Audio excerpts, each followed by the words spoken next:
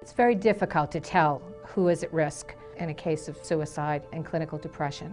In fact, very often it's the people that are least likely candidates. Anyone can be at risk. Suicide doesn't pick and choose. It could be the class president or the class valedictorian or the student that struggles, the student athlete, the student who's everybody's friend. You just never know.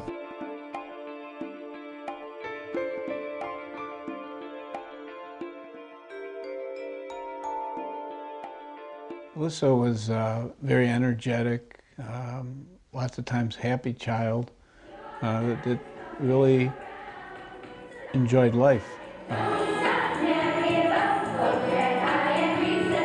She was a bright, beautiful girl who was full of life. She had two younger siblings that looked up to her and adored her, two loving parents.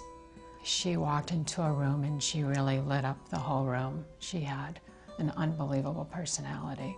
There were a lot of good things in Elyssa's life, but Elyssa also experienced a lot of hardships in the short period of time that she was here. She endured a lot for somebody so young. When Elyssa was in I think 5th or 6th grade, she was raped by one of her family friends. And, you know, I think that was a definite turning point in her life. For the next few years, it was kind of a downward slope. She was bullied a lot, and she struggled with her self-esteem, and she cared a lot about what others thought, and she got down easily when people weren't nice. And I just think as time went on, she couldn't take it. It was built up year after year after year. Kids can be mean and cruel and terrible people, and you know, maybe it was just a snowball effect that everyone just started harassing her. There were warning signs prior to her being diagnosed with depression. She acted out. She had a lot of anger in her to the point where it was just not normal behavior. You know, making poor decisions and choices, compromising herself and her safety, and all of these were warning signs.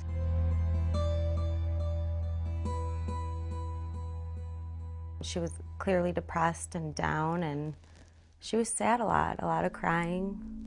I'll never forget this. When I walked into the door of her English classroom, the teacher had all the writings up on the wall, and Elyssa had the title of her paper was, "My Life Makes Me Want to Cry."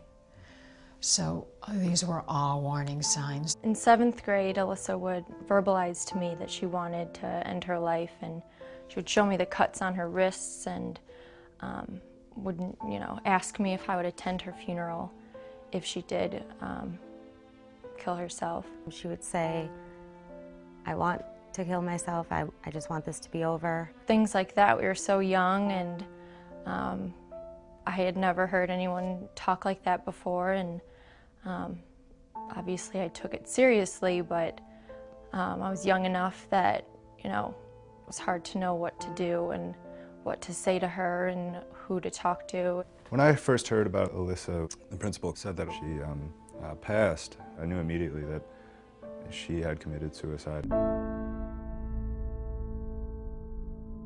It's so difficult to cope with it since your friend taking her own life, because you're left beating yourself up.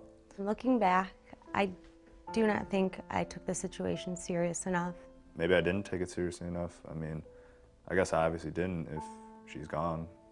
I wish that I had taken Elyssa to someone I trusted and shared with them what she had told me and not kept it inside. Weighing the options of having your friend versus not having your friend are just, there's no comparison. It really affects everybody else. What I would say to a teen that was thinking of taking their life is to think of their family, to think of their parents, and the devastating effect that it would have on them. It's okay to tell. It's okay to go against your friend if it's something like them taking their life. It's okay to tell.